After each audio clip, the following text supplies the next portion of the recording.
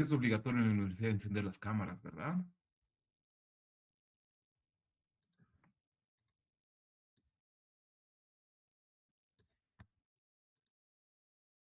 Bien, por ahora, en este momento no nos vamos a quedar con eso porque tenemos mucho que avanzar. Bien, solamente les recuerdo eso que tienen que estar atentos. Se supone que están en este horario.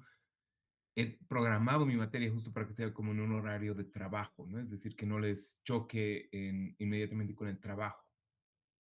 Sé que algunos podrían estar más o menos como en las salidas y eso es un poquito difícil. El tope de hora es hasta las 9. Entonces, por favor, traten de estar siempre de manera puntuales y se supone que además deben estar con una conexión segura, ¿ya? El que les pida que, por ejemplo, se conecten y demás, pongan las cámaras y demás, no es forzosa disciplina, ¿no? Sino es porque realmente me interesa poder interactuar con ustedes. Gran parte de lo que se pierde precisamente en la educación virtual es el contacto intercorporal, ¿no? La intercorporalidad se pierde mucho porque es difícil ver cuándo está surgiendo, cuándo están haciendo una pregunta, ¿no? Y esos momentos a veces vienen con gestos específicos de entrecerrar los ojos, querer levantar la mano, a veces con gestos inclusive también contradictorios, ¿no? Abrir mucho los ojos. mm, Entonces, todo eso es parte de una ortografía corporal, si me permiten llamarlo así, que permite entonar ciertas partes de la conversación, ¿ya? Entonces, por eso les voy a agradecer muchísimo que tengan su cámara encendida. Como Mauricio, por ejemplo. Ahora, luego ya comenzamos más o menos con la parte miren, ahí están pasando clases entre dos, así buenísimo. Bien. Ahora estamos, ahora vamos a comenzar con la parte, claro, por lo menos las cámaras son importantes en el primer momento y luego cuando ya hagamos interacción directa. Luego hay todo un buen momento de la exposición mía que como utilizamos diapositivas o hay que leer el texto y no es necesario que todos estemos con la cámara encendida, ¿no? Basta que estemos mirando la pantalla, pero sí por lo menos les voy a agradecer mucho que en la primera parte de la clase y en la última podamos encenderla. ¿Ya? Eso para que tomen también sus precauciones y para que puedan precaver la organización digital. Bien, una ventana y esa ventana se llama diapositivas. ¿Cómo les ha ido con la lectura? Estoy muy entusiasmado por escuchar. ¿Cómo les ha ido con la lectura? Psicología fenomenológica no es para nada un tema sencillo.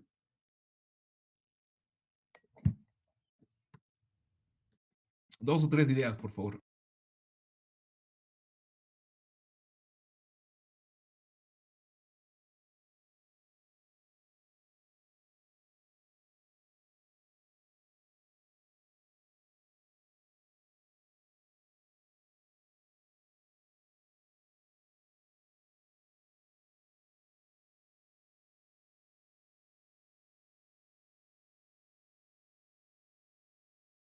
Ahora sí, señores, señores, muy buenas noches. Bienvenidos a una sesión más de fenomenología, la sesión del martes 30 de agosto, ¿no? Vamos cerrando el mes.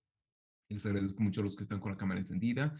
Les aviso que por si acaso he comenzado a grabar la sesión para que podamos siempre volver a la sesión, volver a ver algunos pasajes de la discusión, repasarlos y generar también así memoria institucional, ¿no? Es decir, vean, la carrera tiene más de 50 años y siempre viene la duda interesante, y, bueno, ¿qué se ha producido de filosofía en Bolivia? ¿Qué material queda?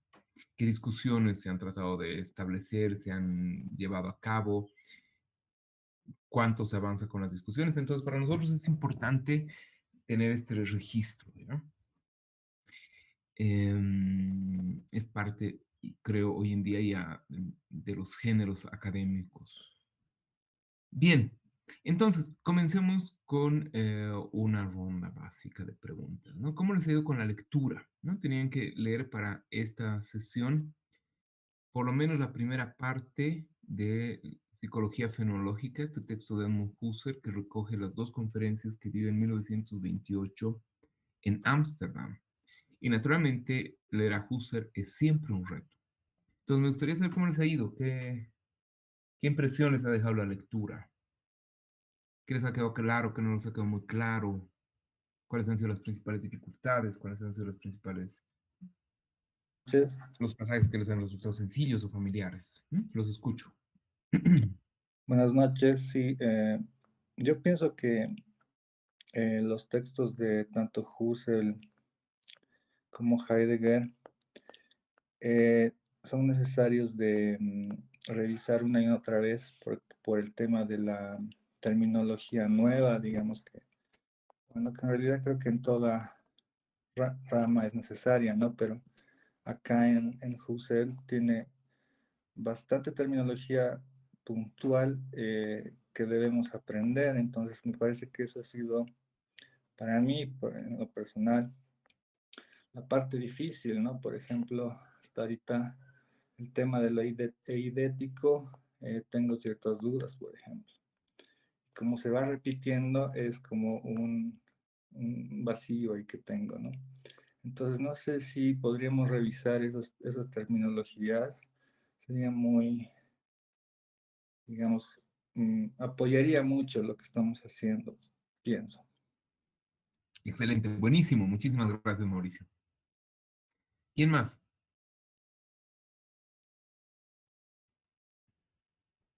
No, lo que nos va diciendo Mauricio es importante, ¿no? Hay terminología que parece nueva, estamos con lenguaje técnico, estamos con lenguaje, eh, vamos a poner entre comillas, por ahora científico, ¿no? Cada ciencia utiliza sus propios términos, su propia terminología, y eso aunque en algunos casos, en algunos estudios de literacidad, por ejemplo, se ha tratado de ver como una jerga filosófica o una jerga científica, no hay que tomarla en un sentido negativo, ¿no? De un intento de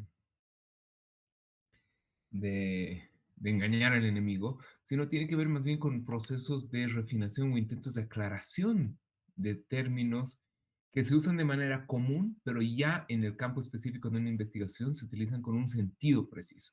Entonces, para tratar de diferenciar ese sentido, generalmente se acuñan nuevos términos, ¿no? Entonces, ese es un reto, porque en el momento de tratar de hacer una diferenciación conceptual, una delimitación conceptual, las definiciones no siempre quedan claras en un primer momento.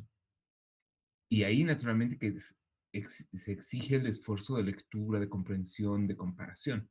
Y a veces puede ser que no logramos comprender el texto porque precisamente necesitamos un, tener mayor contexto, un trasfondo de explicación y demás, pero también es verdad que en algunos textos las definiciones no están suficientemente claras. El autor no ha logrado ser suficientemente claro en su investigación y quedan dudas, por lo tanto, no necesariamente por cierta falencia del lector, sino más bien por cierto proceso de maduración del texto.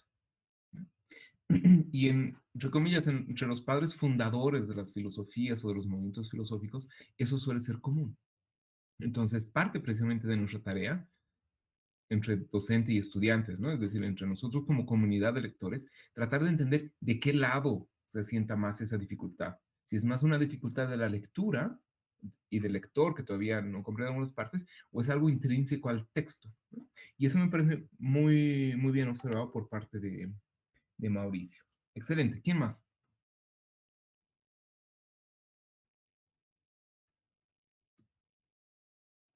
Yo algo por ahí quería compartir también, ¿no? Que es, yo, por ejemplo, no tengo mucho el hábito de la lectura, ¿no? Y este texto, digamos, ha sido de los primeros que he tenido que leer así, parte por parte, ¿no? Palabra por palabra, para realmente entenderlo bien, y aún así, digamos, en muchos casos no he podido. Pero aún así, sí, como dice, ¿no? Requiere mucha concentración y leer bien, ¿no? Porque yo he tenido que leer unas 3 veces, bueno, no tres, unas 2 veces, ¿no? Los párrafos que he estado repasando y sí, ¿no? O sea, a veces se entiende muy bien y otras veces me cuesta un poco, ¿no? Pero es un texto así muy pesado, o sea, es no pesado, sino rico en contenido, ¿no? Hay que prestarle atención, repito. Excelente, mi estimado. Espero que no, que haya arribado a buen puerto finalmente con esta carrera. Y lo lindo es que más bien puede ir mejorando sus hábitos de lectura precisamente con estas lecturas difíciles. A veces estas lecturas difíciles son las que contradictoriamente o contraintuitivamente a veces nos permiten refinar mejor la lectura, ¿no? Porque nos exigen ese proceso de atención que usted bien ha señalado para realmente tratar de entender qué es lo que estamos leyendo. Así es que fantástico, buena observación. ¿Alguien más?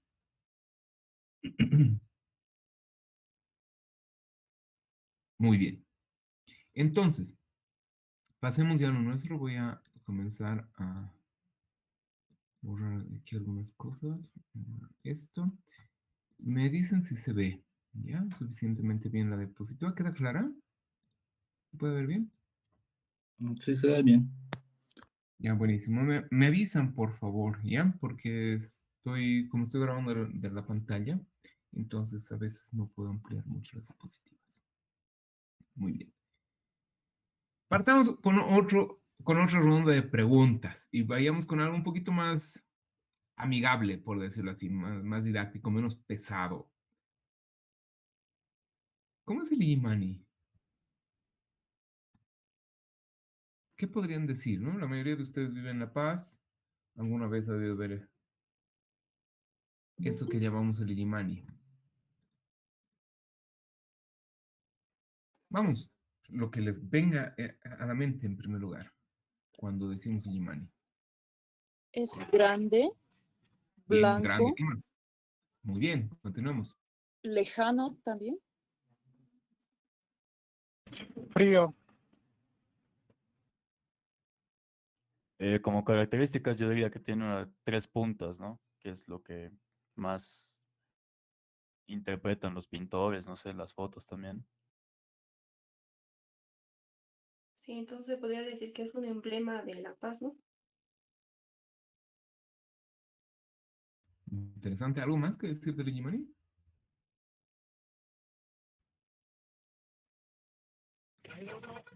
el, tal vez la leyenda, ¿no? O sea, evoca una leyenda aymara. Interesante. Verdad, ¿no? La leyenda de los príncipes Illi y Mani. Y hay toda una historia de amor por detrás, ¿no?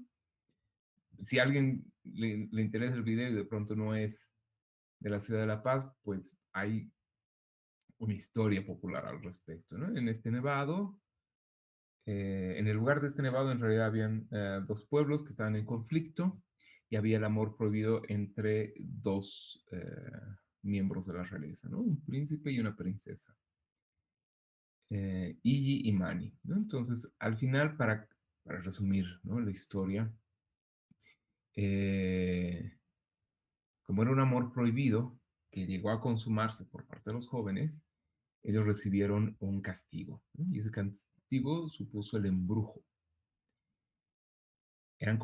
Fueron convertidos, por lo tanto, en objetos. Y los objetos en los que fueron convertidos fue en una montaña. El joven Billy fue convertido en una montaña. Y Mani, la princesa, fue convertida en el manto blanco que decae, ¿no? En todo el nevado.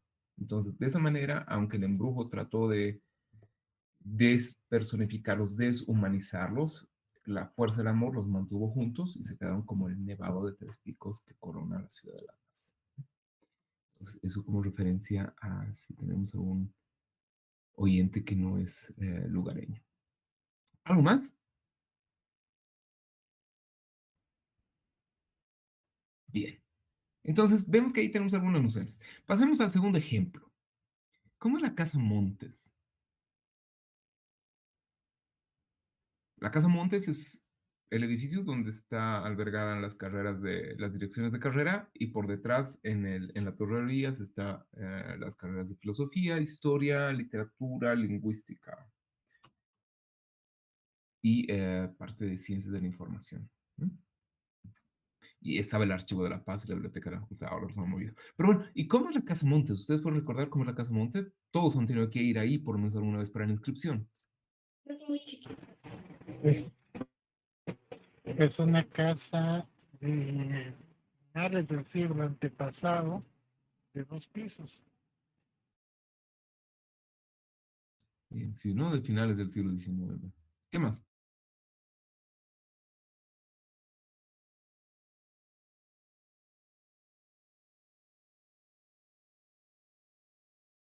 ¿Algo más que recuerden de la Casa Montes? No.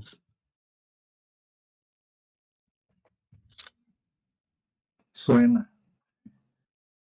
¿Suena? Y suenan las escaleras, suenan los pisos, suenan, todo suena. Cruje, ¿no? Cruje, el machimbre, ¿no? La madera es una casa antigua con madera, buenísimo. Esa es una muy buena nota.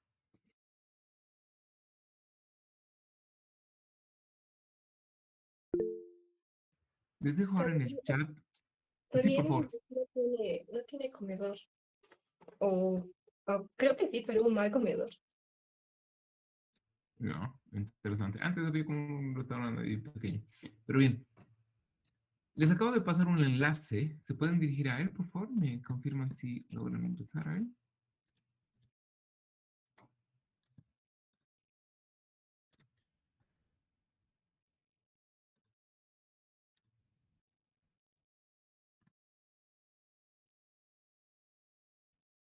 Lo que les debería aparecer es esta pizarra. ¿La tienen? Sí, sí. Excelente. Ahora vamos a hacer unos ensayos sobre el Illimani y la Casa Montes. Dibujemos por ahora el Illimani. Dibujen el Illimani. Pueden dirigirse al lapicero que encuentran ahí entre los iconos y ya, les vamos a agradecer que den algo de espacio para nosotros, pero está bien. Si gustan pueden utilizar la siguiente diapositiva, no hay problema. Dibujen el Illimani ahí a un ladito, ¿no?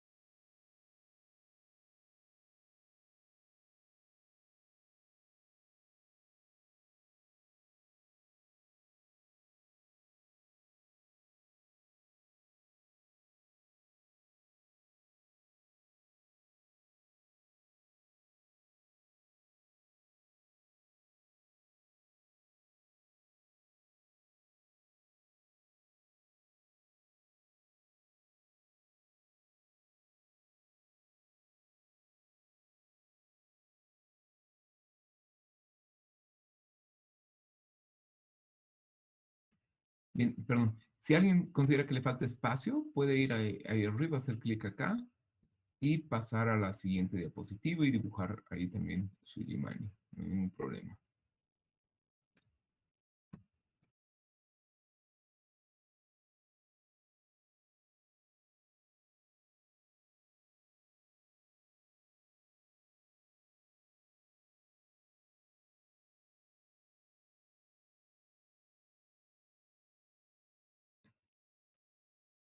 Un minuto más para que puedan hacer su dibujo.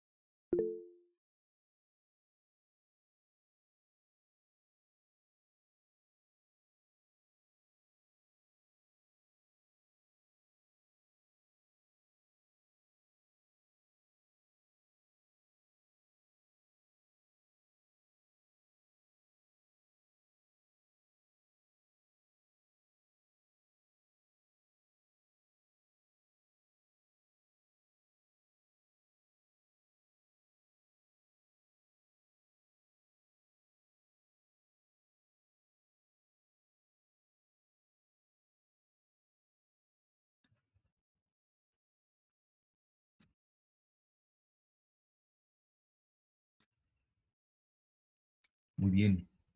Muy bien, wow.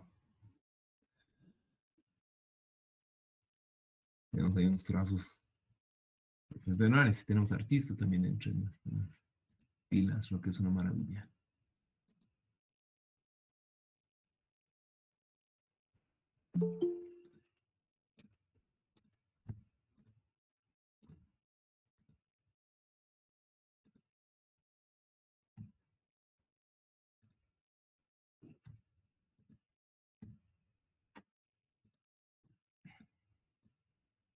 Muy bien, hasta ahí.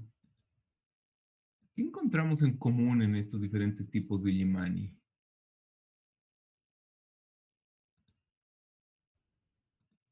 Las montañas, ¿Ya? ¿Qué más? El color blanco y el color negro. Ok, el Ah, contraste, aunque no en sí. todos, ¿no? Sí, es interesante, ¿no? ¿Qué más? Las tres puntas en la mayoría y la nieve. Ujú, sí. Las puntas, la nieve. ¿Qué más?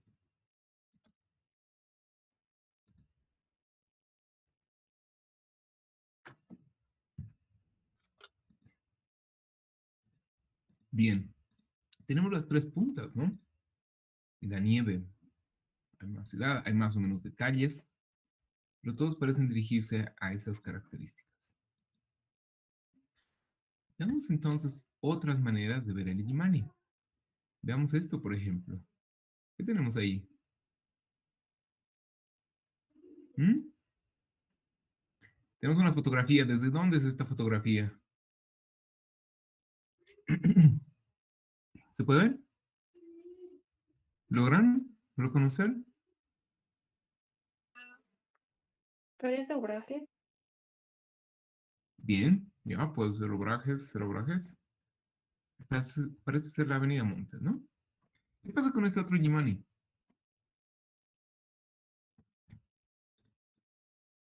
Es un atardecer. Bien, interesante, ¿no? ¿Qué cambia entre el Illimani de la mañana y el del atardecer? El contraste de ¿Cambia algo? colores. No. Sí, el contraste de colores, las sombras, las luces. Bien, contraste de luces, de sombras. Está bien. No, de hecho hay una novela de Juan Pablo Piñero que titula Illimani Púrpura, ¿no? Y de algún modo hace énfasis en ese cambio de colores. ¿Y qué tenemos acá?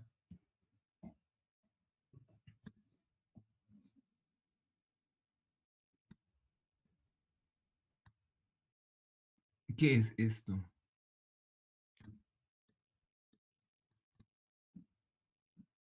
Una representación artística.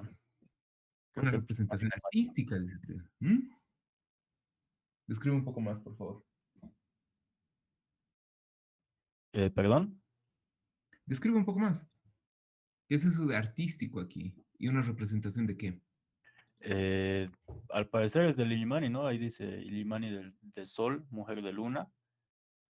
Se ve que igual, ¿no? Igual que nosotros, capaz ha recopilado esas tres puntas importantes en el Illimani y las ha representado en una manera no,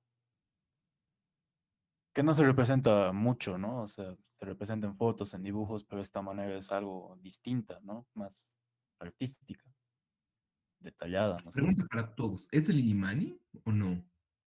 ¿O ya no es el Illimani?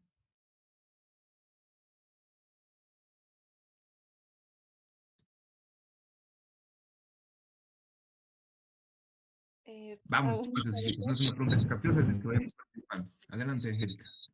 a mi parecer, cuando lo veo solo por las tres puntas, tal vez yo, si no pudiese tener el nombre que dice Mujer de Luna y Illimani de Sol, tal vez no, o sea, no directamente, mi inconsciente no diría que es el Illimani, sino diría que solo son figuras o sea, colores aymaras, lo veo que están representados por colores bien vivos, nada más, y como si fuesen bultos de señoras, algo así, nada más. Yo veo eso, pero como acá dice el nombre, entonces como que sí o sí, mi cerebro dice que, o sea, podría ser el Illimani, o sea, no sé, algo así. Ya, momento. Pero si hubiera la figura de un automóvil y ahí al lado del automóvil encontramos la palabra Illimani, ¿usted vería el auto como Illimani? No, no, o sea, es que depende. Por ejemplo, acá tiene las tres puntas que es característico del Illimani. También tiene los colores que es igual, azul, que es un contraste, y el blanco, que también es parte del Illimani. En cambio, había que ver cómo está representado ese automóvil. Entonces, porque yo automóvil podría, no sé, un rojo que digamos, y rojo nada que ver. Entonces, no parece que no. Ujú. Interesante. Sí, muchas gracias. Perdón, pero yo no veo el Illimani. Es decir, no veo tampoco el color azul en la montaña. Veo una gama de colores que no precisamente los puedo asociar con el Illimani. El, tonos violetas que están en el fondo, que tal vez no precisamente se pueden asociar con el cielo.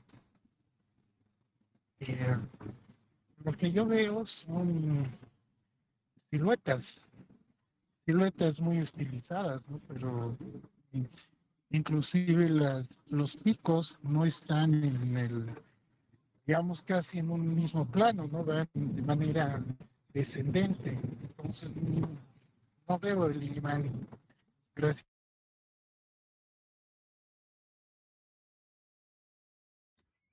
Blanco y azul. Mm. Ahí, pero tampoco las líneas son rectas, ¿no? Sino más bien son como descendentes también.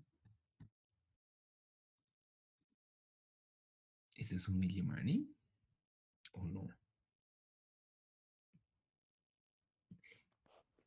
Creo que Algunos dicen que sí. no. ¿Cómo es posible que algunos sí vean el Illimani y otros dicen que no? Lucía, por favor.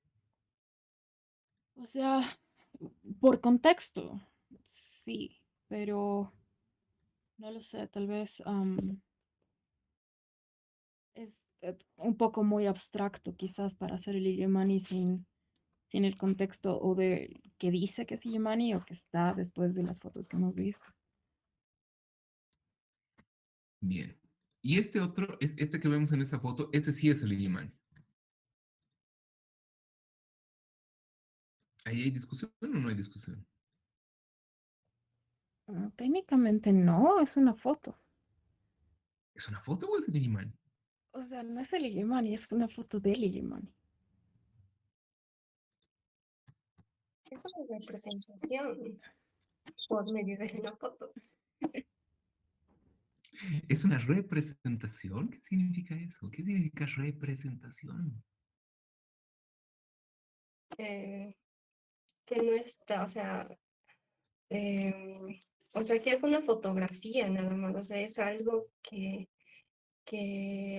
algo que lo han sacado y nos están mostrando nada más, y no es algo que lo estamos percibiendo en sí, porque ir a la Illimani es, pues, a pesar de que esté cerquita, pero es, no sé, complicado. Y aquí, ¿este acaso no es también una representación del Illimani?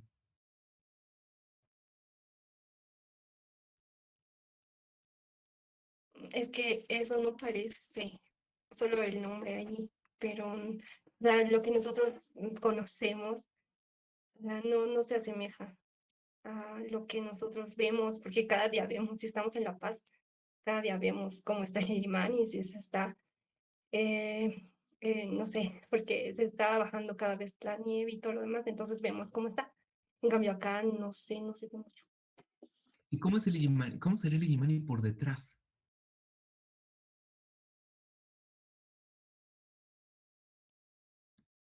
No debe ser igualito que como es por delante. ¿Eso significa que el Illimani por detrás no es ya el Illimani?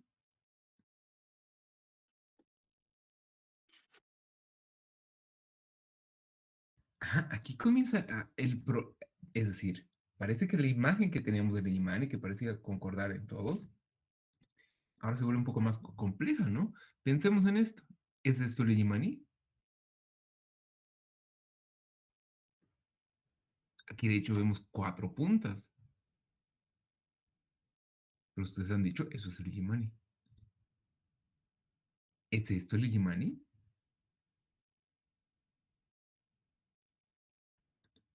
¿Y esto? ¿Y esta otra imagen que ustedes han propuesto? ¿Y qué pasa con el Illimani con arbolito y sol? Este podría ser Illimani en día despejado.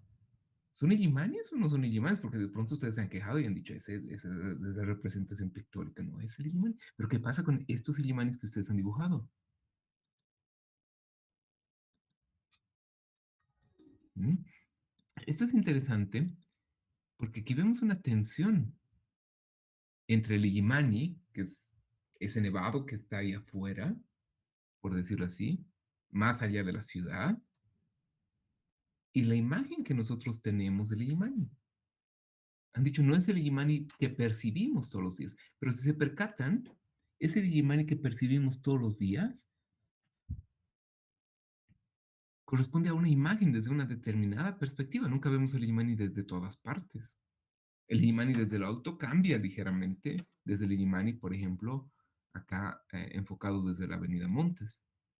Piensen en este Illimani que está enfocado desde afuera de la ciudad también. Y este otro Illimani, ¿no? Es un Illimani pictórico, al estilo de Mamani Mamani, que no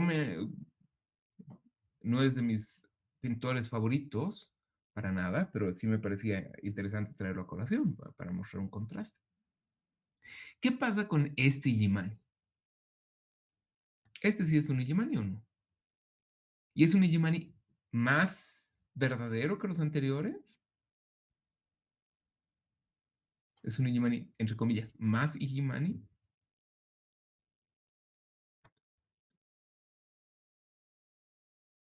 Este es el Illimani oscuro, Illimani negro de Cecilio Guzmán de Rojas. ¿Qué ven acá? ¿Hay alguna diferencia con los otros Illimanis? ¿Dónde está esa diferencia o qué similitudes se encuentran? Tienen la palabra.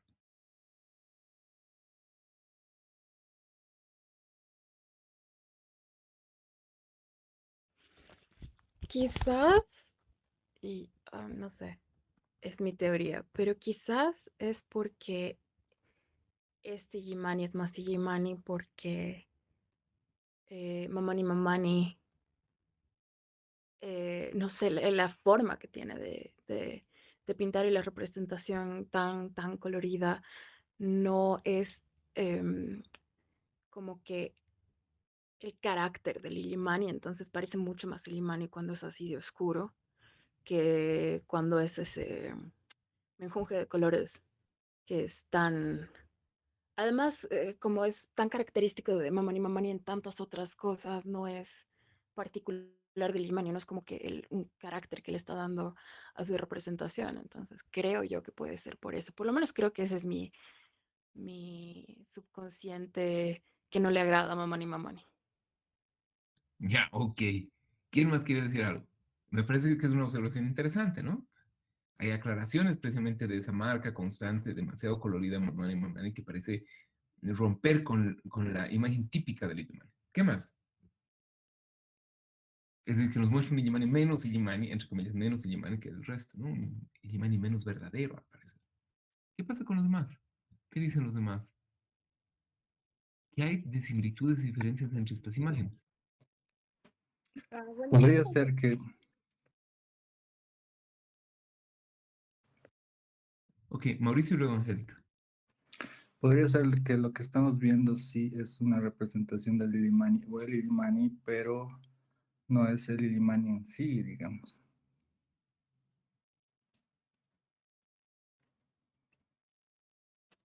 O sea, no lo podemos tocar, sentir.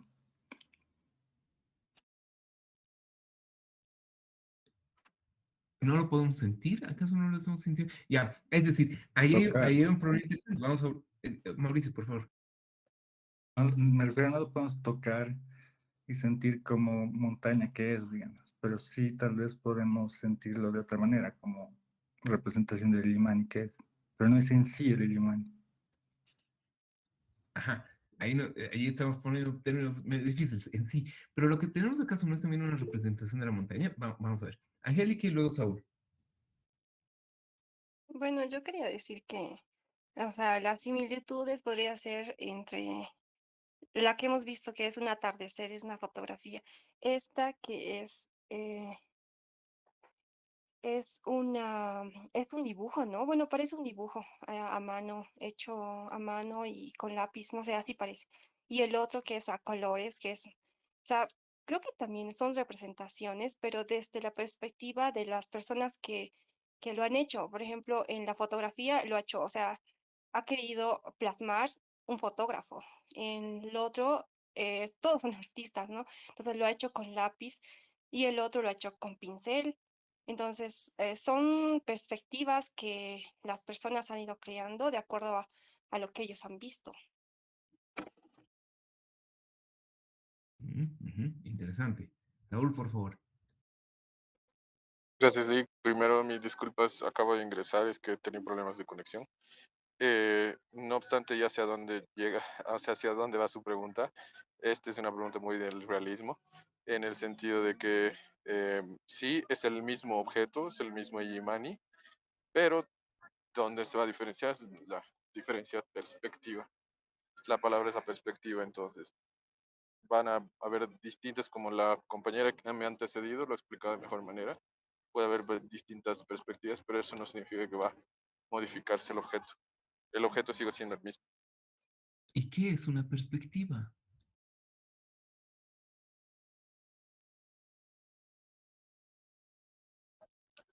¿A mí es la pregunta? Sí, usted ha dicho, lo que encontramos aquí son diferentes perspectivas del mismo objeto. ¿Qué entendemos por perspectiva? La percepción que cada uno tiene, o que, claro, que se tiene, la percepción que se tiene de un determinado objeto. ¿Pero acaso no están percibiendo lo mismo?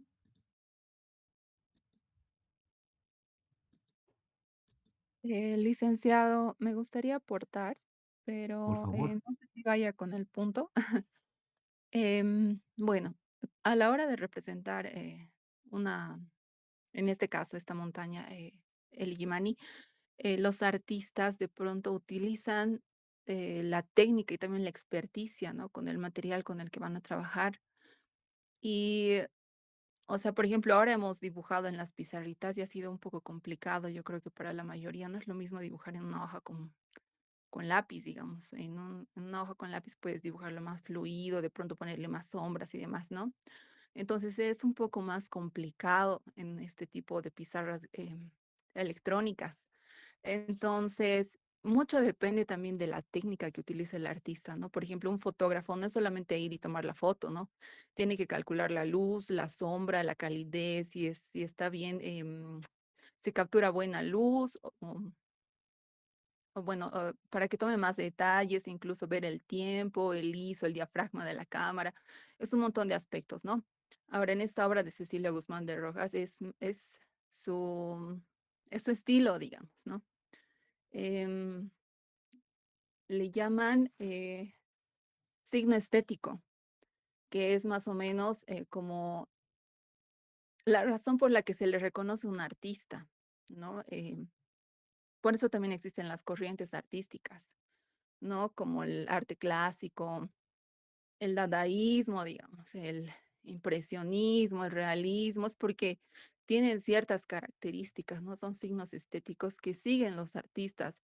Obviamente su modo de ver la vida, de pronto los colores, de capturar los colores, de capturar las formas, pero también yo creo que hay un proceso dentro de cada artista y a la hora de representar su obra, pone en práctica, ¿no? Toda esa experticia, toda esa técnica artística. Me parece muy interesante lo que dice, lo que cada uno de ustedes ha dicho, ¿ya? Naturalmente mi tarea es plantearles preguntas para tratar de aclarar lo que ustedes están aportando, ¿no? Ese es el sentido, ¿no? Esa es parte de mi labor. Ya así que no piensen que es porque no asumo sus aportes como valiosos, más bien todo lo contrario. La validez, o más bien lo valioso de sus aportes se manifiesta en que yo me lo tomo en serio y por eso van las preguntas. Hay aquí tres términos que me han parecido que son muy interesantes, ¿no? Por una parte, por ejemplo, Paola López nos ha hablado de un signo estético, que es lo que permite reconocer cierta forma de trabajo del artista. Eso significa cierto manejo de la técnica en el proceso de una representación estética, ¿no? De una obra de arte. Ella mencionaba, por ejemplo, uso de lápiz, uso de carbones, uso de pinceles, uso de las técnicas fotográficas. Aquí hemos podido ver también ciertas restricciones en el uso de técnica, pero aún así, con la misma técnica, diferentes maneras de enfatizar rasgos del objeto representado, ¿no? En este caso del Illimani. Se ha hablado de perspectiva. Tal vez la perspectiva sea esa forma de técnica.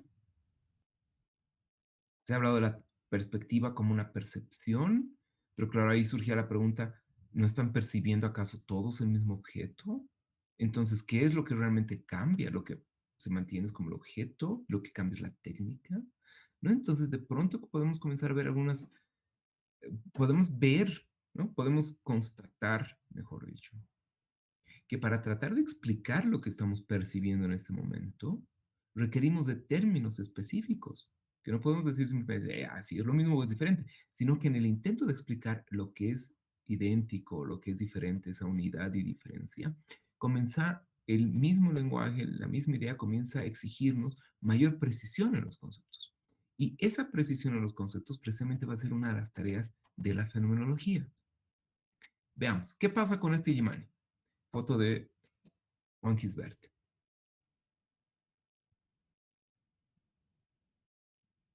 ¿Qué tenemos en este Yimani? ¿Qué pasa aquí? ¿Es un Yimani real, entre comillas? Pero ¿cómo aparece el Yimani? Se lo están robando, dice Natalia Rojas. ¿Cómo que se lo están robando? ¿Cómo se puede robar una montaña? ¿Qué pasa con este Yimani?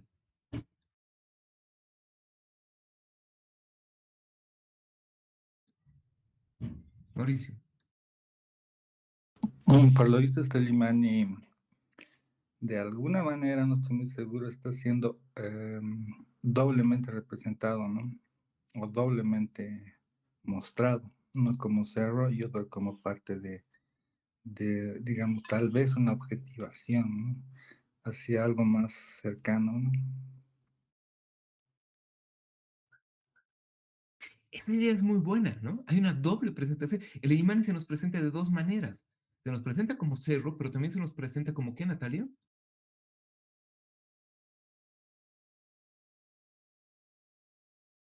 Ya, recuerda que sí. Bueno, tal vez por ahora no puedo utilizar el micrófono, no hay problema. No, pero aparece como un objeto que puede ser robado o trasladado de un lugar a otro. Es decir, hay una miniaturización de la montaña por el efecto de la carretilla. Y lo que tenemos ahí es un efecto casi paradójico, ¿no? Porque sabemos que el imán es muy grande, pero de pronto lo tenemos así muy pequeño. La anterior sesión habíamos conversado un poquito sobre el engaño de los sentidos en Descartes. ¿Cuál sería la postura de Descartes, por ejemplo, ante esta situación, ante esta vivencia paradójica? ¿No? Sabemos que el Imani es monstruosamente grande, pero que aparece en esta carretilla muy pequeño. Perdón, Martín, a riesgo Adelante. de equivocarme, Descartes diría que los sentidos nos engañen. Correcto, nos engañan y este sería precisamente uno de esos engaños coloridos, ¿no? Como diría Sor Juana Inés de la Cruz. Lo que vemos es una contradicción y es absurdo para la mente, entonces decimos eso no tiene sentido. La verdad es que el Illimani es una montaña grande y eso lo tenemos por la experiencia de los sentidos. ¿No? Sin embargo, aquí hay algo que queda flotando y es precisamente la constitución de ese doble Illimani. Hay un doble Illimani. El Illimani como montaña y el Illimani otra vez como objeto robado, como objeto sobre la carretilla. Ahora, este Illimani tiene este doble juego. Tiene el juego del realismo de la fotografía que habíamos visto en estas representaciones, en estas dos. Pero tiene también este artilugio claro del arte, ¿no? Este juego técnico, donde el Illimani como montaña se pierde un poco para aparecer de otra manera con rasgos particulares. Aquí como un objeto sobre la carretilla, como un montón de tierra con nieve. Y esa contradicción es la que de pronto aparece en la conciencia y vemos una tensión en la imagen. Se podría decir que es una imagen estática, pero que tiene ese dinamismo interno. ¿Cómo es eso posible? ¿Qué pasaría, señoras y señores, si el Imani en este momento, mientras estamos hablando, se hubiera derrumbado por alguna razón y dejara de existir? ¿Estas imágenes dejan de tener validez? Pensemos por un momento que el Imani de allá afuera, ese Imani que está más allá de Uni, del poblado de Uni, en realidad no existe por un momento. Pongamos entre paréntesis la existencia del Imani. Pongamos por un momento entre paréntesis las teorías que hemos hecho o las teorías que sabemos sobre Mamani Mamani y su forma de pintar. ¿Qué es lo que tenemos en común en todos los Illimanis? Aún con estas paradojas sensoriales.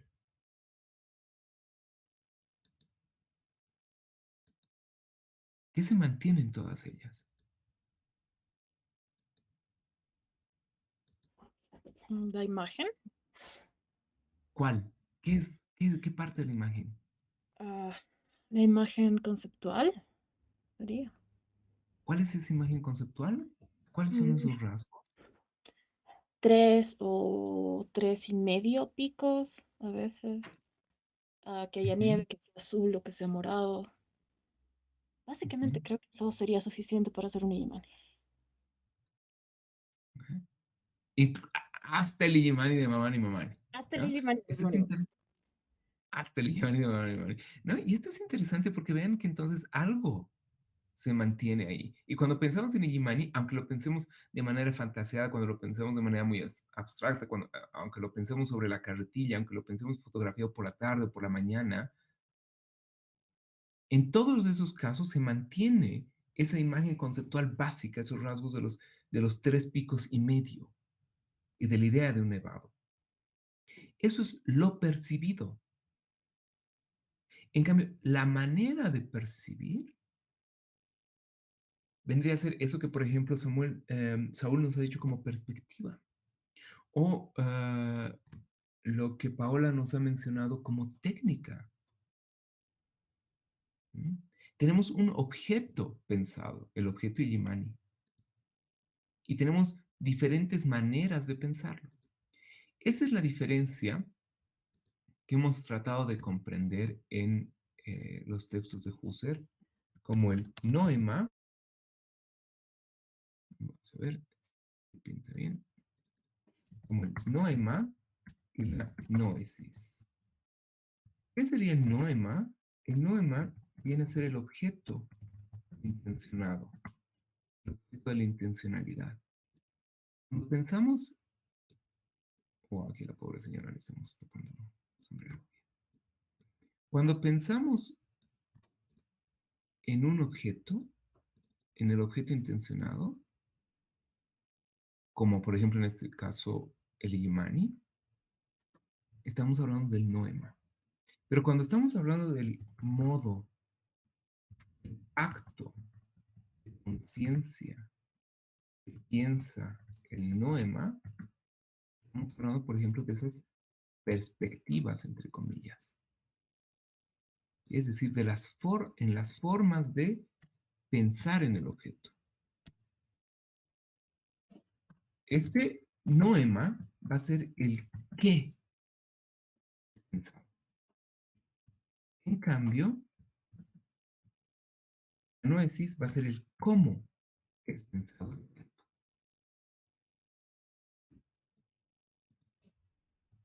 Y eso es lo que tenemos acá.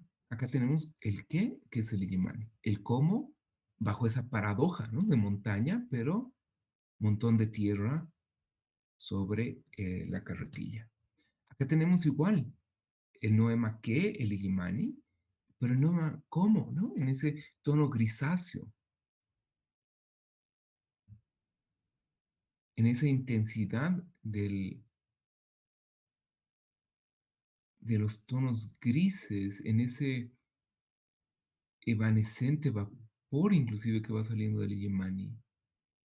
¿No? En esa manera de cerrarse la tierra abajo, ¿no? En esa tensión inclusive.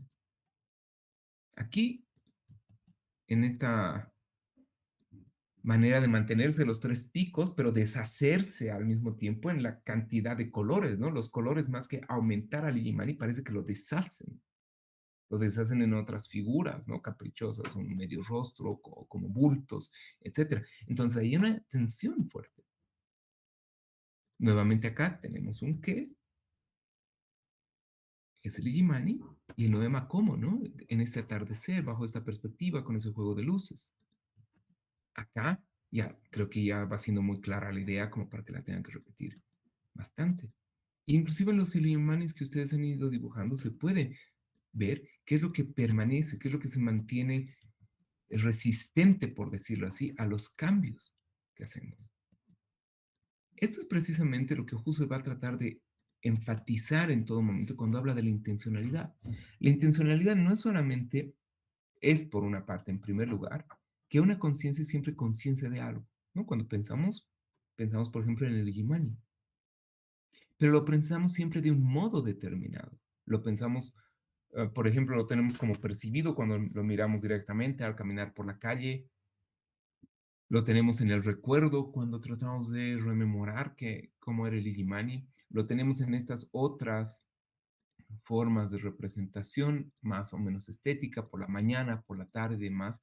Entonces, aquí sí se podría decir que hay una intención casi impresionista en reconocer la diferencia de las modalidades en que la conciencia capta un objeto. Y esto nos pasa casi con todos. Quien haya tenido un familiar que haya fallecido en la época de COVID o antes, puede también de algún modo ver con tristeza, probablemente, cómo el rostro de esa persona puede ir variando, ¿no? Se puede ir perdiendo en especificidad sensible, pero se mantiene como el objeto mentado, como aquello que estamos pensando. Entonces, lo que tenemos siempre en la intencionalidad, que habíamos discutido en la anterior sesión, ¿no? Este conciencia, ser consciente, tener conciencia de algo, es además una dimensión de los actos de conciencia, de los modos en que esta conciencia se presenta. Piensen ahora en la Casa Montes, ¿no? Tenemos igual esta Casa Montes, ese es el qué, pero siempre vemos la Casa Montes desde diferentes ángulos. Por ejemplo, aquí la tenemos casi de escorzo, de frente. Pero cuando llegamos por un lado, por el otro de la avenida 6 de agosto, vemos los costados. Nunca podemos ver la casa desde todas partes al mismo tiempo. Y en eso, por ejemplo, Saúl, él decía, ¿no? Ahí viene algo del realismo. Ya, pero ese realismo en realidad es un realismo reformado por la fenomenología. Y la fenomenología precisamente va a hacer énfasis en esto. Todo acto intencional significa la percepción de un objeto desde una determinada perspectiva. Nunca tenemos el objeto desde todas partes al mismo tiempo, como trata de figurar ficcionalmente Borges en el Aleph, ¿no? En el momento en que todo puede ser visto desde todas partes. Siempre hay un recorte temporal y espacial de nuestra percepción. Y un determinado acto de la conciencia por el que ese objeto aparece. ¿Se entiende?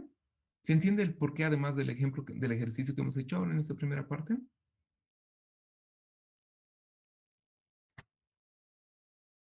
¿Se entiende la diferencia entre noema y noesis?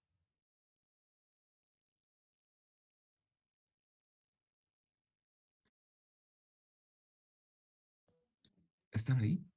De hecho, gracias porque siempre me costaba un poco acordarme entre Noesis y Noema, pero creo que esto es mucho más claro. Qué bueno, me alegra. ¿Y a los demás? ¿Se entiende ahora un poco mejor estos dos términos? A ver, perdón, entonces el noema sería el Illimani y la noesis el acto, o sea, la foto, digamos. La manera en que encontramos ese objeto. Ahora en foto, por ejemplo, con un estilo más o menos realista, ¿no? Al punto en que a veces nos confundimos y Perdón, decimos, ese es un el Illimani. favor. Perdón, claro. Tuve un problema con el internet y me perdí la última parte de la explicación. ¿Tuvieras la gentileza de repetir, por favor? Con todo gusto, ¿no? Es lo que ahora justo estamos aclarando. El noema, y ustedes van, es decir, noema y noesis son los dos términos que aparecen cuando hablamos de intencionalidad, ¿no? Cuando hablamos de intencionalidad estamos hablando de que la conciencia es siempre conciencia de algo, intencionalidad. Van a ver que cuando Husserl trata de aclarar un poco más la intencionalidad, siempre aparecen estos dos términos, noema y noesis. Y claro, la pregunta que siempre surge es, ¿qué son noema y noesis? ¿Cómo los diferenciamos? Y aquí viene esto, ¿no? Ustedes hemos hecho un ejercicio en esta primera parte de la clase, hemos hecho todo un ejercicio para dibujar el imanes, ¿no? Y ahí reconocer que hay algo que se mantiene en todas las percepciones, en todas las representaciones, en todas las rememoraciones, en todas las formas de imaginar o de fantasear el Illimani, ¿no? Y en todas esas hay algo que se mantiene. Eso que se mantiene, por ejemplo, esos tres picos y medio, esta idea de la diferencia de tonos, ¿no? Entre la parte superior y la parte inferior. Eso es el noema. Pero el noema no es representable, así con dibujito directamente, ¿no? Sino es esa manera inteligible en la mente, por decirlo de alguna manera, ¿no? Eso que nos permite hacer representaciones más o menos aproximadas y decir, eso es el Imani, eso es el Noema para Husserl. Toda conciencia es conciencia de algo, y ese algo es esa dimensión noemática, es ese noema. Es la respuesta a la pregunta, ¿qué pienso cuando pienso en algo? Por ejemplo, cuando pensamos en el número uno, podemos representar el uno arábigo, podemos representar el uno romano, podemos representar el uno con manzanita, con pera, etcétera, con gatitos. En todos esos tenemos la idea de unidad. En el ejercicio que hemos hecho, en todos esos tenemos la idea del Igimani. Y eso que le da unidad a todas esas representaciones es el qué, ese es el noema. Eso es lo noemático. Ese es el qué, el objeto de la conciencia. La noesis, lo noético, es el acto de la conciencia. Puede ser percepción cuando vemos directamente al caminar por la calle, puede ser rememoración cuando tratamos de recordar el Igimani, cuando les he dicho, a ver, pinten, dibujen un Igimani, ustedes han pensado cómo era el Igimani y han recordado. Ahí el Igimani está siendo rememorado. Hay Igimanis por la mañana, hay Igimanis por la tarde, hay diferentes maneras de representar. Hay Igimanis fantaseados como acá. ¿No? Esta es una fantasía casi de Yemani. Podríamos pensar, ay, no puedo encontrar lastimosamente, si no me equivoco era de Salazar. Había un Yemani en el espacio, ¿no? Así flotando, porque el mundo explotó, el planeta explotó y había un Yemani como flotando en el espacio. Estas son maneras de fantasear, por ejemplo, el Yemani. Y esas maneras diferentes en que se presenta el mismo objeto, esa manera diferente, esa es la noesis. Esa es la dimensión noética. Y eso responde a la pregunta, ¿cómo pensamos el objeto que estamos pensando? Y eso es lo que le da el sentido. Esa unión entre noema y noesis es el sentido de todo lo que pensamos. Ahora, ustedes pueden decir, y vean, aquí viene la crítica fuerte, por ejemplo, de Husserl al psicologismo, y viene la crítica fuerte también a los relativismos culturales. Uno puede decir, no, es que Legimani significa en una cultura una cosa, en otra cultura significa otra cosa, entonces cada quien puede tener su visión de Legimani. Ajá, momento. Lo que estamos hablando ahí son de actos, por ejemplo, de representar Legimani. Piensen, recuerdan ustedes han dicho al principio, ¿no? Y hay esta historia del Illimani, esta historia cultural o popular, de que el Illimani se forma por el castigo que recibieron los dos príncipes y por su amor, por estos dos miembros de la realeza y su amor prohibido. Esa es una explicación cultural. Eso es parte de una dimensión no ética, ¿ya? No voy a entrar a la explicación total de eso. Basta decir por ahora que es parte de la constitución no ética, pero es una dimensión cultural. Y nosotros podemos poner entre paréntesis toda la historia, por ejemplo, cultural del Illimani, cómo se explica que ha surgido el Illimani por el castigo que recibió esa pareja. Nosotros podemos poner entre paréntesis esa explicación cultural, dejarla de lado y quedarnos con ese Illimani, con la forma del Illimani. Podrá venir un geólogo y decirnos, no, en realidad el Illimani se ha formado pues por la compresión de las capas tectónicas que al hacer demasiada presión entre ellas han comenzado a formar elevaciones montañosas.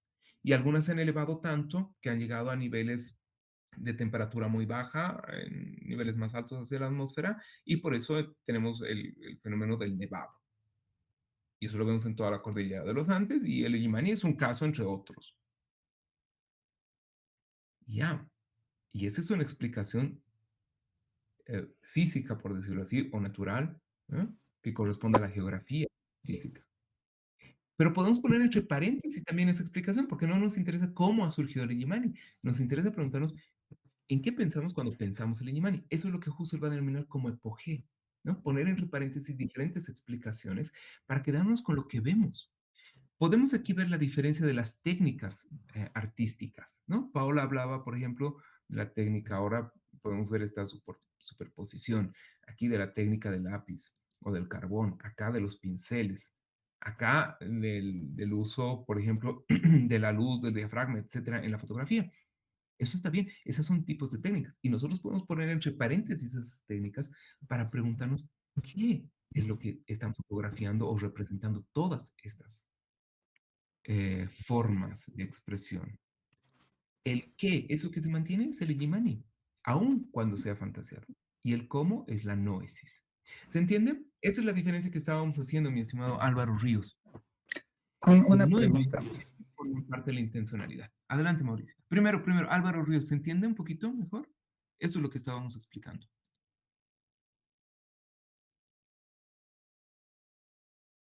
Ah, creo que eso se nos ha vuelto por perder. Mauricio. Una pregunta, ¿qué pasa cuando o sea, cuando sale ya de nuestro esquema el tema del Illimani con 3 puntas, por ejemplo? Si te fijas en la última foto que yo he puesto, es la número 15. Creo que no encaja, digamos, en lo que es el Illimani, pero sí lo es. Entonces, en esa fotografía, ¿cómo sería esta explicación del noema y de la noesis? Esa es mi duda.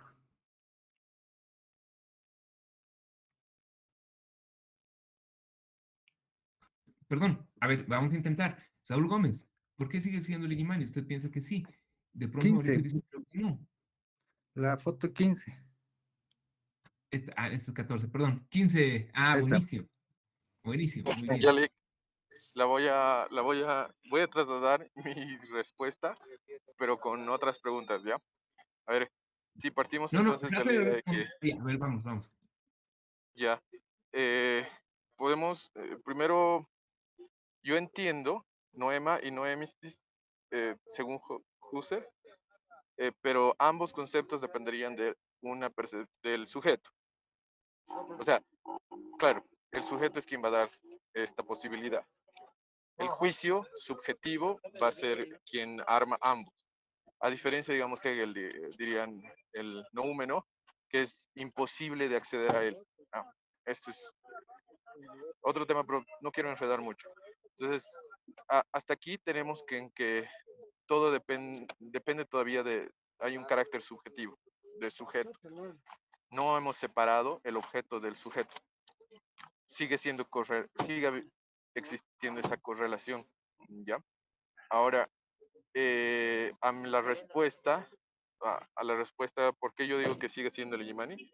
Porque yo considero que el Illimani, desde un sentido estrictamente realista, es en sí mismo el Illimani como objeto, más allá de que nosotros existamos. O sea, más allá de que nosotros generemos un juicio subjetivo. Ahora, sí, eso. Creo que espero haberme dejado entender. Ya, sí, mi estimado Saúl, muchas gracias por su respuesta. Solo que hay que tener cuidado, ¿ya? A veces usted utiliza el realismo así de una manera un poquito amplia, a veces parece el realismo ingenuo que dice, existen objetos allá afuera y no hay nada que hacer. Y a veces los conocemos y pueden existir los objetos sin el sujeto. Ya, eso nos lleva naturalmente a la paradoja que enunciar que existen objetos sin sujeto es un juicio, como usted dice, entre comillas, subjetivo. Uy, se me acordó Entonces, otra vez, Lick, porfa. con todo gusto, con todo gusto. Ahí hay que tener cuidado, y es uno de los puntos que también va a cuidar mucho Husserl, de decir, por ejemplo, hay que evitar caer en el realismo ingenuo, ¿no? Que dice, hay objetos que están fuera del sujeto y están ahí afuera, ¿no? Por ejemplo, en ese momento hay una piedra en Marte y no hay sujeto que la vea, entonces ella existe por sí misma. Y si me muero sin haber visto esa piedra sigue existiendo, es surrealismo. No, cuidado, es el realismo ingenuo. ¿Ya? Ingenuo no es un sentido peyorativo, no es Exacto, no es peyorativo.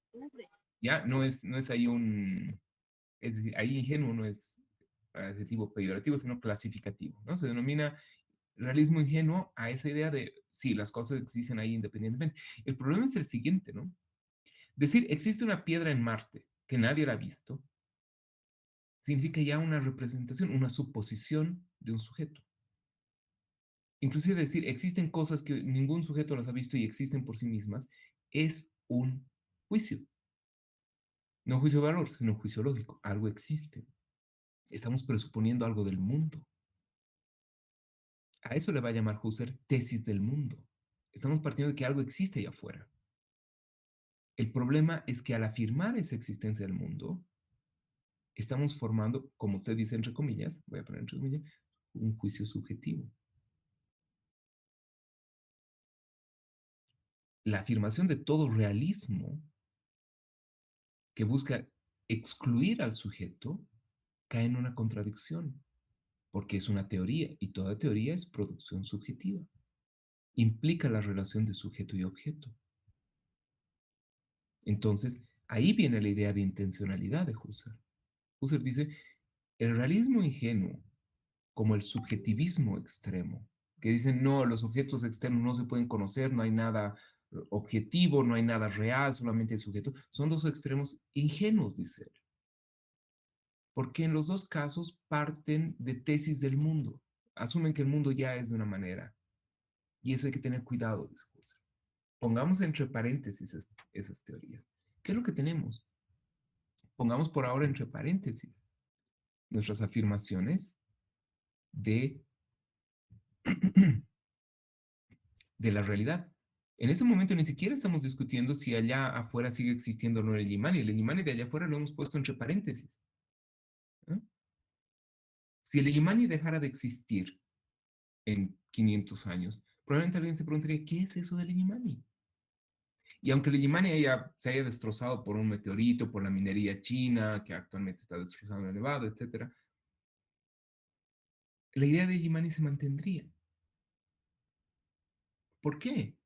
Porque esa idea del Illimani significa un objeto lógico. Y ese objeto lógico tiene realidad. Ese es, por ejemplo, el realismo de la fenomenología. Y ese es el realismo que el que usted a veces utiliza como nuevo realismo también ha utilizado. Es decir, hay objetos que se dan en esta relación inmanente entre sujeto y objeto. Por eso el noema no es una piedra, el noema no son los dibujos que tenemos del Illimani, sino es la dimensión lógica que nos permite diferenciar el Illimani del Sajama, de otras montañas, que nos permite diferenciarlos de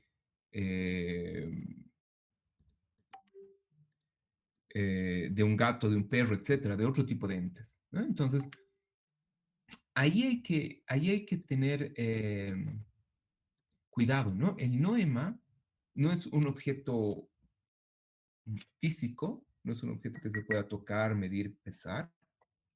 Tampoco es solamente la representación de un dibujo, sino es el contenido lógico. Y ese contenido lógico tiene realidad. ¿Por qué? Porque se mantiene de manera persistente en nuestras diferentes maneras de representar el objeto. ¿Bien? Hasta ahí lo primero, ¿no? Primero como aclaración de lo que decía Saúl. Saúl, ¿se entiende esa parte? El noema es el objeto lógico intencionado. ¿Se entiende? Y ese objeto lógico es real. La realidad de ahí es ideal, si quieren. ¿Sí? Es la Sí, dimensión lógica. Buenísimo, súper. Segundo, las diferentes maneras en que ese objeto se presenta ya es el noesis, es la manera en cómo se presenta. Y ahí vamos al reto interesante que nos propone Mauricio. ¿Qué pasa con la figura 15? Mi estimado Mauricio, corríganos. Esta es una foto de una de las lagunas que está en uno de los picos o uno de los caminos de ascenso del Illimani. ¿Es eso correcto o no? Sí, exactamente. Es justamente una foto tomada en Nido de Cóndores, que es más o menos a 1000 metros de la punta. Bien, esto es interesante porque aquí la perspectiva del Illimani cambia por completo. Pero podemos decir que es una parte del Illimani. ¿Cómo es eso posible? Husserl también va a ver eso y va a decir por lo siguiente. ¿Qué pasa? Y para eso vamos a retomar el ejemplo de la Casa Montes. ¿Ya? Aquí tenemos la Casa Montes de frente. Pero cuando vemos la Casa Montes, no la tenemos nunca solo de frente, la tenemos de costado, ¿no? La podemos ver desde atrás, la podemos ver desde adentro. ¿Qué es lo que va a decir Husserl al respecto? Tenemos un noema, por ejemplo, de Casa Montes, tenemos un noema de Illimani, que se constituye a partir de síntesis. de perspectivas, es decir, desde dónde lo vemos, desde dónde estamos, desde lejos del imán y desde cerca de él, sobre él, ¿no? O dentro de él, tal vez en una gruta. Y esas perspectivas se van haciendo sintéticas por horizontes, porque el horizonte, el Illimani que vemos, este acá, por ejemplo, tan bonito representado, llama siempre un horizonte, siempre hay algo más que hay detrás del Illimani. A eso lo vamos a ver un poquito más adelante, ese es un tema más complejo y ese tiene que ver con el momento en que Husserl va a presentar la conciencia, no solamente de manera estática, sino de manera fluyente. Él va a decir, la conciencia nunca es estática, no es el espejo que representa cosas y demás, sino más bien es este proceso de síntesis de elementos noemáticos. Por eso es que de pronto podemos ver un Illimani, pero también imaginar algo sobre el Illimani al mismo tiempo. Es lo que Mauricio también señalaba de manera brillante en esta paradoja de la representación. Vemos el Illimani como montaña, se nos presenta como montaña, pero al mismo tiempo como objeto estético, ¿no? Como objeto lúdico, como un montón de tierra con nieve sobre la carretilla. Esa doble percepción es porque la conciencia tiene este nivel fluyente. Eso lo va a analizar Husserl, por ejemplo, con la música, ¿no? En secuencias. ¿Qué es lo que sigue esa secuencia? Son generalmente dos golpes más. Y eso es lo que nos permite comprender que lo que está haciendo la conciencia es un juego constante entre noema y noesis que permite actualizar el concepto. Y eso nos pasa en los fenómenos, por ejemplo, de ilusión óptica o en los fenómenos de decepción, cuando tenemos la expectativa de algo y esa expectativa ya no se cumple. De pronto dice, ¿qué ha pasado aquí? ¿Es el Illimani o no? Y la conciencia está fluyendo, entonces está tratando de hacer síntesis. ¿Qué pasaría si de pronto al final de la clase Mauricio nos dice, les he tomado el pelo, esa foto es de otro nevado y no del Illimani? ¿Qué es lo que pasa ahí con la conciencia? La conciencia, en trabajos de síntesis, va a separar esta representación del Illimani del noema Illimani que teníamos al principio. Por ahora lo está uniendo, pero luego lo va a volver a separar. Y ese es el trabajo constante de la conciencia. La conciencia se va a presentar de manera fluida, ¿no? Pero eso es, por decirlo así, un nivel un poquito más complejo. Por ahora nos interesa ver esto. Lo que tenemos es que cuando hablamos de un Illimani o de cualquier objeto, hay un noema, hay algo que se mantiene, aunque tengamos diferentes presentaciones del objeto. A eso que se mantiene, a eso que llamamos el qué, es el noema. Y eso que es el modo en cómo se presenta algo, el cómo se presenta, es la noesis. Por ejemplo, acá, aunque veamos solamente un pedazo de nevado y demás, podemos tratar de mantener mentado el noema, podemos todavía pensar en el noema Illimani, aunque el cómo se nos ha presentado es diferente. ¿Se entiende? ¿Me dejo entender? Lo que tenemos es lo siguiente, para sintetizar, y es lo que hemos querido ver en esa primera parte de la sesión. Todo acto intencional, es decir, esta relación sujeto y objeto, que no se pueden separar, ¿no? En la fenomenología, sujeto y objeto no están separados nunca, sino que más bien están inmanentemente unidos, ¿no? Esta relación sujeto y objeto, que se da en la intencionalidad, implica dos términos. Noema, que es el objeto intencionado, la respuesta a la pregunta ¿qué? Y la noesis, que es el modo en cómo se presenta ese noema.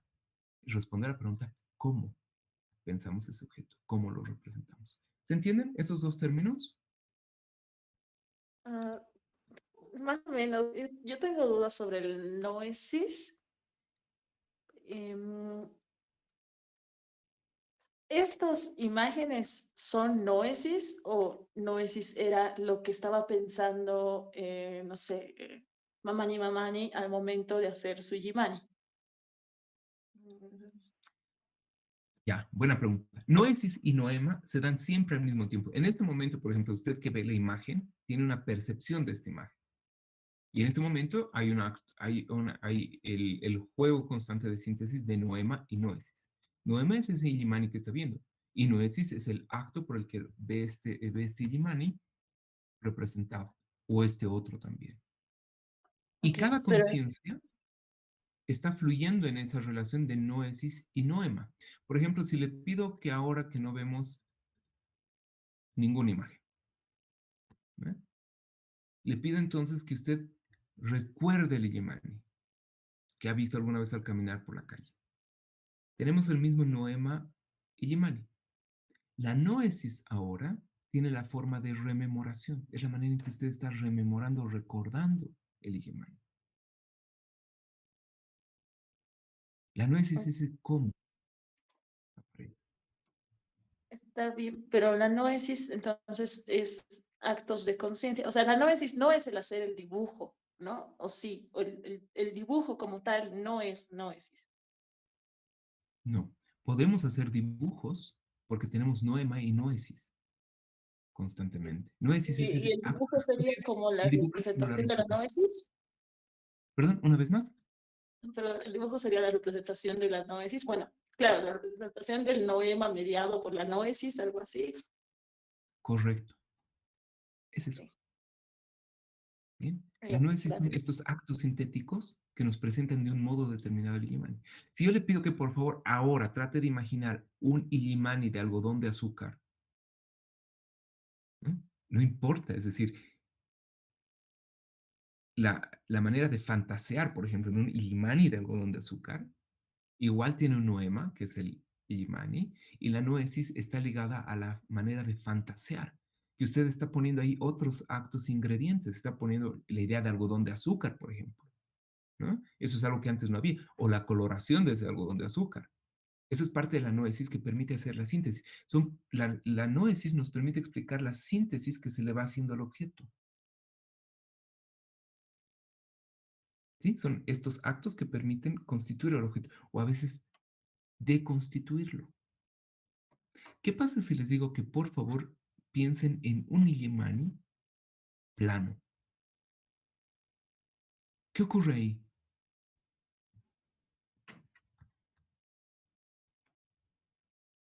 ¿Qué pasa en ese acto de conciencia?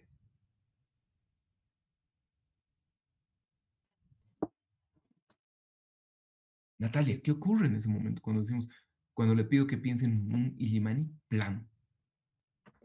Bueno, hay una combinación de recordar e imaginar, porque recuerdo un poco la imagen del Digimani que tengo y la modifico. Ha dicho una frase, ha utilizado la palabra importante aquí. Modifica el noema. Modifica el noema por un acto de conciencia. Esa es la noesis, es esa modificación. Es parte de esa modificación.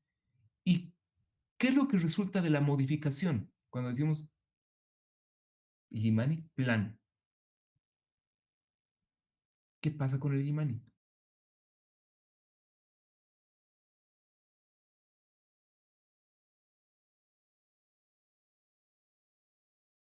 Natalia. Ay, se aplana, no sé. Bueno, en mi ¿Y al mente aplanarse qué ha ocurre? girado. ¿Y al aplanarse qué ocurre? ¿Ah? ¿Qué cambia? Se modifica. Claro, se modifica, pero ¿qué pasa en esa modificación? ¿Tenemos todavía Illimani? Sí, bueno, para mí sigue siendo el Digimani, aplanado, pero es el Digimani. ¿Illimani? Hasta la goma de borrar. Illimani. Pero ahora, plano. ¿Es Illimani?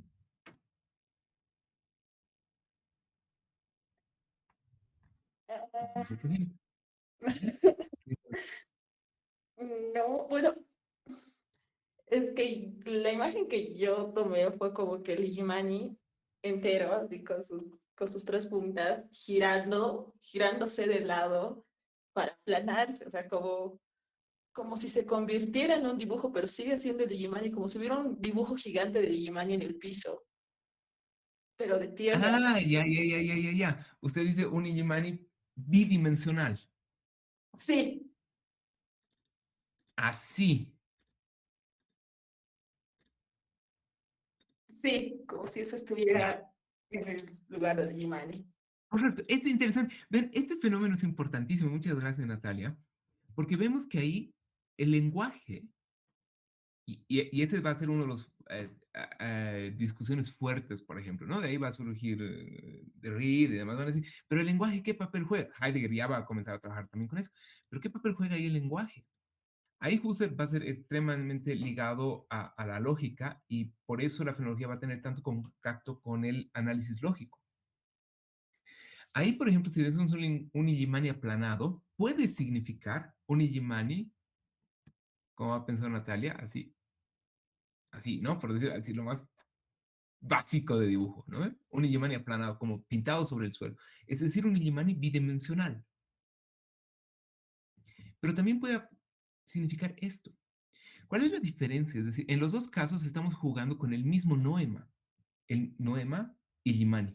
Y lo que hemos tenido han sido dos noesis diferentes, dos formas de pensar eso, dos actos de conciencia. En este primer caso, en el de Natalia, el Illimani se ha mantenido. Pero ¿qué pasa en este segundo acto de conciencia? En este segundo sentido del Illimani aplanado. Natalia, ¿qué ocurre? ¿Qué ocurre con el Illimani? ¿Qué ocurre en esa modificación del Illimani? Desaparece. Ajá, correcto. ¿Qué pasa si les digo piensen en un cuchillo? ¿No? Voy a dibujar, lo lamento, no puedo dibujar muy bien en general, pero en este tampoco. Bueno, tan mal parece que no está. Piensen en un cuchillo. Un cuchillo se compone de hoja, ¿verdad? Esta es la hoja y de cacha o mango, ¿sí? Si les digo que piensen en un cuchillo de hoja, piensen en un cuchillo, ¿no? Con su hoja y con su mango. Si les digo que piensen en un cuchillo de goma, para ustedes no resulta muy difícil. Si les digo que piensen en un cuchillo de papel, tampoco es muy difícil. Pero ¿qué pasa si les pido que piensen en un cuchillo sin mango ni hoja? ¿Cómo se modifica el noema?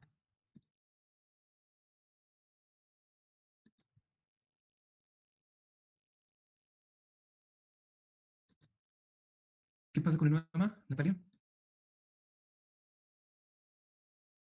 Perdón, no pude escuchar la pregunta. O sea, Bien, el ejercicio era el siguiente. Estamos pensando en un cuchillo, ¿no ven? Un cuchillo tiene mango y hoja.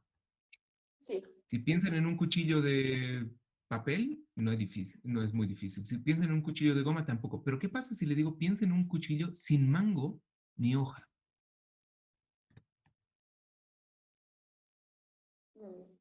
Ya no está, desaparece el cuchillo. Correcto, la modificación. ¿Es eso correcto, Saúl Gómez? ¿Qué pasa si pensamos en un cuchillo sin mango ni hoja? ¿Qué pasa con el noema?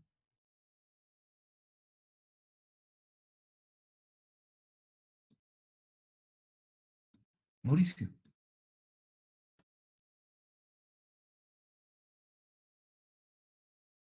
O desaparece, ¿no? De cierta manera. Eso es interesante. Vean que ciertas modificaciones noéticas pueden hacer que el noema desaparezca. Ahora, esta desaparición del noema, esta modificación tan atroz, tan feroz del noema, nos permite comprender lo que constituye la característica del noema, ¿no? Este trabajo que ahora acabamos de hacer, que son las variaciones,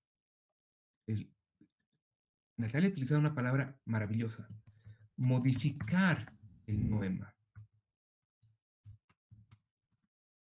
Esta modificación del noema significa modificación mediante la noesis, ¿no? Diferentes actos. A esto Husserl le ha llamado variación imaginativa. Vamos a anotar acá. Variación imaginativa. Es un acto de ficción, dice él.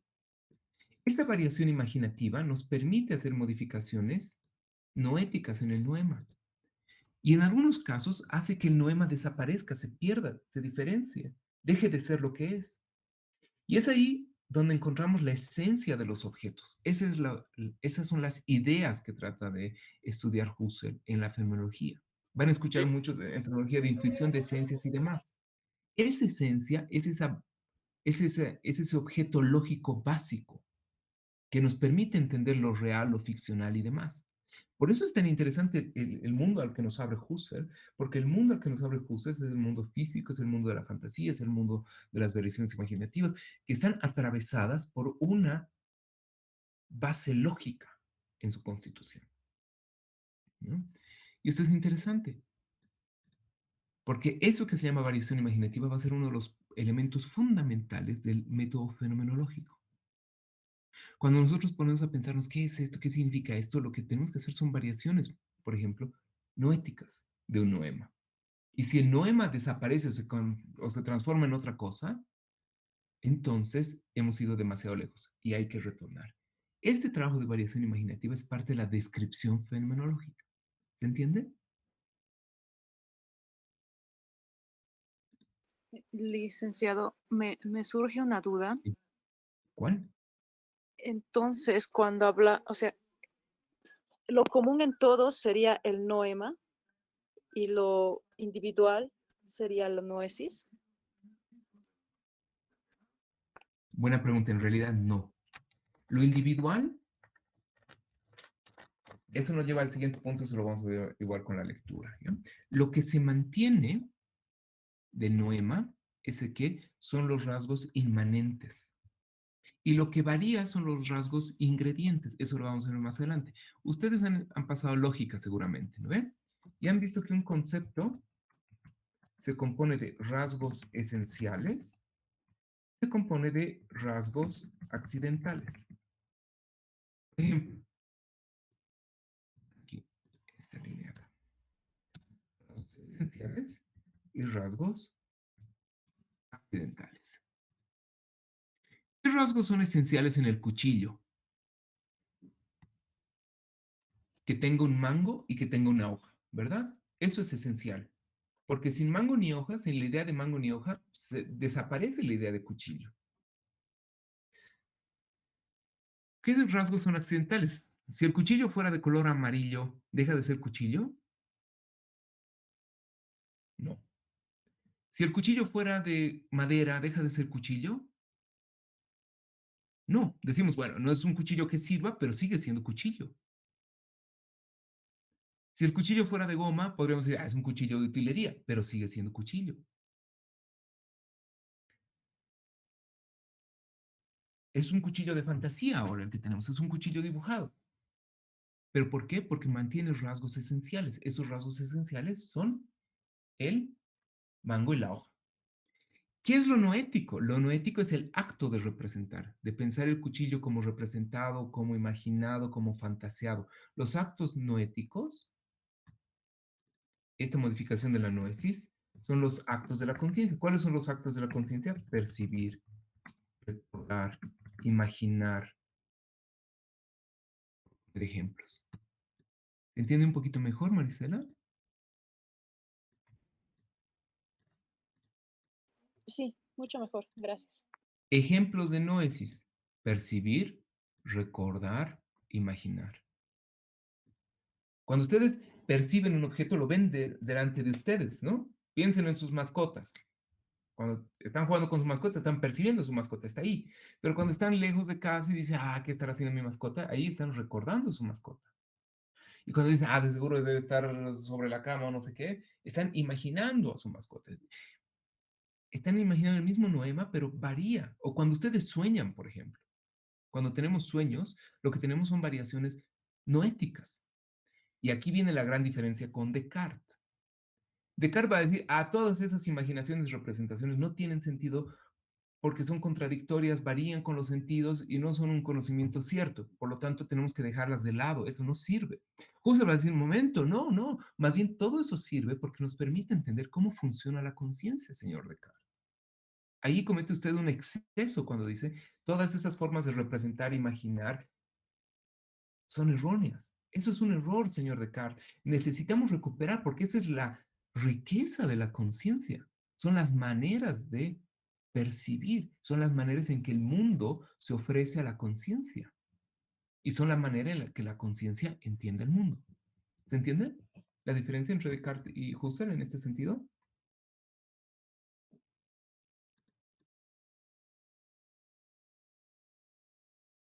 Descartes va a decir, eso no sirve, no hay que detenernos en ello. Husserl va a decir, no, más bien detengámonos porque ahí está la riqueza de la conciencia. Pero volvamos un paso atrás. Primero, ¿queda entonces más clara esta relación entre noema y noesis como elementos de la intencionalidad?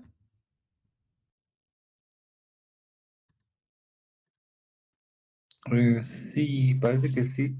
Solo tengo una pregunta. ¿Pueden Ujú. existir por separado o siempre van juntos? No, siempre van juntos. Ok. Así como toda conciencia es conciencia de algo, todo noema se presenta bajo una determinada noesis. Es decir, no hay un noema absoluto suelto por sí mismo. Esa vendría a ser como la idea de la cosa en sí, tal vez.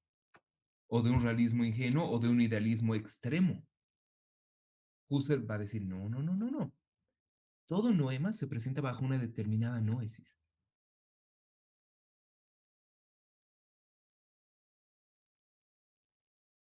Y eso es interesante, ¿no? Porque ahí podemos reconocer, hay diferentes maneras de pensar objetos, pero hay una base lógica de todos los conceptos.